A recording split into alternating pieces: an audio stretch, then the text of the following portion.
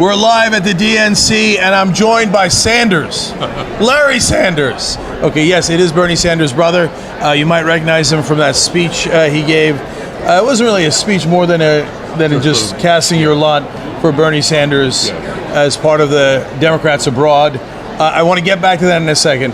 But first, Larry, can you tell people what your role in the UK is? Well, my present role is I'm the Health and Social Care spokesperson for the Green Party of England and Wales. Okay, now is the Green Party in England and Wales similar to the Green Party in the US? I can't really say. I don't follow the Green Party here. I think probably a lot of stuff is similar. Okay, now how in the world did you wind up in the UK while Bernie wound up in Vermont when you both started in Brooklyn? Well, mine was the conventional way. I was traveling. I met this beautiful English girl. Don't I know it, brother? It's always like that. One thing, so yes, we ended up in England. Did you always do politics, or did you do something before that? Well, I'm retired from my paid work, so I've done bits of politics all my life, but not heavy. And what was your occupation? I'm a trained lawyer and a trained social worker. The last 25 years has been disability rights work. So you're that social worker that the Republicans are warning me about. And a community worker. Oh, that's right. I've been a community worker as well, so look out. Okay, so my wife was also a social worker. Okay. And so how close are you and your brother? Do you guys keep in touch a lot, or is that really hard? This last year has been crazy. If you can lift your mic up a little bit. Sorry. This last year has been pretty crazy, as you will know. But normally we do keep in touch. We speak every 2 weeks or so. Okay, that's wonderful. So now let's talk about what you did here at the convention for a second. And we had planned to talk to you well before that. That's right. But it has come up in the news. So tell us, for the people that didn't see it at home, what happened there. Well, I'm a delegate from Democrats Abroad, which is like a small state based on the votes of Americans living abroad. And we had a primary, and Bernie won 70% of the votes. We got 9 delegates. I won't mention the super delegates. We got 9 elected delegates. Hillary got 4 elected delegates. I'm one of the 9. I worked very hard for it. I'm glad to say it's not just because I'm his brother. I went all around the UK campaigning, and it was great fun, and we did very well. We got a lot of votes. So as a member of the delegation, we got to cast our votes like everybody else casts their votes. And we decided that since I'm a special kind of case in this world, that I would cast, in addition to the chair of the delegation casting the votes, I would cast my vote.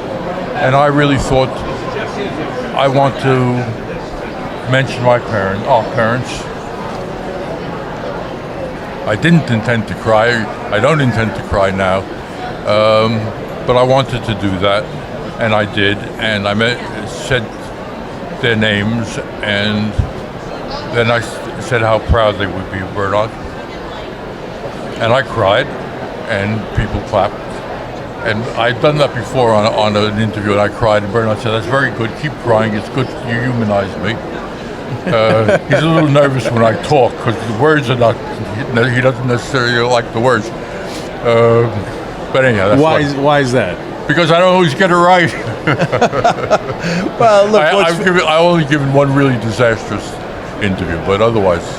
All right. Well, look, that's family, and you're not running in his place, right? Yeah. And you've got your own opinion. Absolutely. Right. Look, I asked him in our interview about your parents too, because I know the backstory of your parents and your guys, and you were not born into wealth like Donald Trump or the Bushes or any of these people. And it is an improbable story. It really is. Yeah. And there's a couple angles there. One is you guys were, poor and came up and et cetera. The other that no one ever talks about here, they always say Hillary Clinton is historic because she's going to be the first female candidate of a major party. But Bernie Sanders would have been the first Jewish candidate. Absolutely. And that's historic as well. Yes, in my opinion, yes. Certainly. Right. But we got almost no press, no coverage. It's very strange. I'm not sure. It might have been a good thing in the sense that Jews in America are now that accepted that it's not such a big deal. I'm not quite sure what the reason was. There was a lot of discussion about from some kind of right-wing, mainly Jewish things, but not only, that he wasn't really quite a Jew. I thought, you know, that's a little odd. Who determines who's what? In fact, although times change, we were kind of classic Jews. When East European Jewry was marked by having more socialist parties than anybody else, and more socialist party members than anybody else. So we were not that odd. No, in fact, Jewish Americans are among the most solidly Democratic voters in the country. About 70% of Jewish voters vote Democrat. Yes. And so you're certainly. So that's the thing about the right wing. They always like to pretend that they get to determine everything. Yeah. Who's Jewish, who's not, who's a real Christian, who's not a real Christian, who's a Muslim, who's not a real Muslim. Yeah. Okay, why don't we determine? Okay, then you're not real Jews or Muslims or Christians or whatever, right? So all of that is nonsense. But we're not like that. We're not like that because we're decent people. That's our disadvantage, right? It's also both. It's a nice disadvantage. Right, it's also an advantage. So are you more liberal than Bernie? I think we have very similar politics. So then why the Green Party in the UK instead of the Labour Party for you? I was in the Labour Party I was active in the Labour Party in the 80s. For various reasons, I wasn't all that active in anything for the first part of the 90s. Then was working, in part of my work, I was working, in fact, I helped organize a carers forum, Oxfordshire Carers Forum, which is people looking after disabled relatives and friends. And so our work was a lot with the local county council, Oxfordshire County Council, which provided a lot of those services. Well, Tony Blair had recently been elected. He was keeping the Conservative budget, which meant there were enormous cuts for services for very disabled people. And I was working with those people, and you see, one of the first things they did was they abolished the night care service. I want you to imagine what kind of people need a night care service. It's people holding on to their independence by their toenails, because if you can't get through the night often enough without help, you're very disabled. So they abolished the service. Now the extra thing about it was not only they abolished it, but they then had to lie to people, because legally they couldn't do away with the person's entitlement to the service. So the result would be a more expensive service, because you have to do each one ad hoc. So a full service for everybody is always cheaper than you have to create a new service. But they did it to save money. So the only way they could win that goal is by pretending to people that because the service had been abolished, they couldn't have a service. So I was busy telling everybody and helping people get legal advice and giving them legal advice. And so those people were all right, but not everybody gets that advice. Well, the moral of the story is the Labour people on the Social Services Committee, many of them old friends of mine, were putting their hands up for this and other things like that. There was one woman there, Green Party councillor, they had two at the time, and she was saying this is nonsense, et cetera, et cetera. She was 100% on the ball, and I thought, I hadn't heard about it. I wasn't aware of them actually. And I said, these are people more after my own heart. So when I then had time to do more political stuff, I joined the Green Party. Okay, I understand. So now let's talk a little bit about what happened with your brother's campaign. So obviously he came real close. Now we see that we were right all along that the DNC had been favoring Hillary Clinton. I still haven't gotten an apology from the rest of the media. I'm looking forward to that apology. But what's your take on that? Obviously that's got to be upsetting. Is it bygones be bygones, or that was that maybe that cost an election? Well, the answer is nobody will know. There's no way to rerun it. I think Bernard is right. He doesn't emphasize it. He never thought that even winning the presidency was going to be the end of the struggle.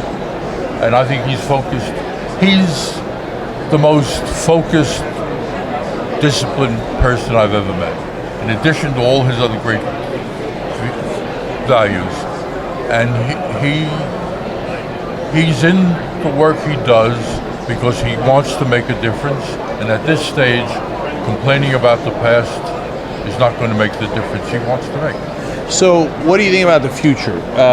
What's in store for Bernie Sanders and the whole Sanders clan for the future? Well, Bernie will be going back to the Senate, and if the Democrats win control, which is there's a fair chance, he will be the chair of a major committee. It's not yet clear which committee he'll be chair of, but he will have a big impact. Now, in addition to being a senior member of the Democratic Party, he is going to be a person in his own right. He has earned a power and an influence that most senators can't get because they rely on what they get from the party. Bernard gets something from the party, he gives a lot back to that party, but he also has earned stuff on his own. And I think that there will not be a major issue of the kind of issues that Bernard is interested in that he won't have a big say in. And then finally, what is your view, Larry Sanders' view, of the Democratic Party in America right now? Are you satisfied with it? Is there something fundamentally wrong? What's your take on it? The Democratic Party is what it has long been. It's a centrist party. There are lots of things that it ought to be doing that it doesn't do.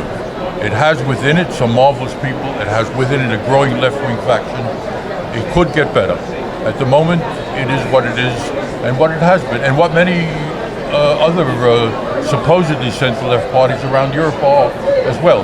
These last 20 years have been very bad for left-wing politics in the whole industrial world. Things are perhaps changing, but we face huge challenges, and they could change for the worse. But at the moment, the Democratic Party is a very, very good place, I think, for people who want to make a change in America to put their efforts into. Well, you know what? I decided I'm going to end on a personal question. Does the Sanders family ever vacation together? And if so, where do you guys go? No, we've never gone away for a vacation. We have vacation with each other. Bernard's been to England, not as often as I would like. I often go to Vermont. So we spend a lot of time together, but we haven't been in vacation spots.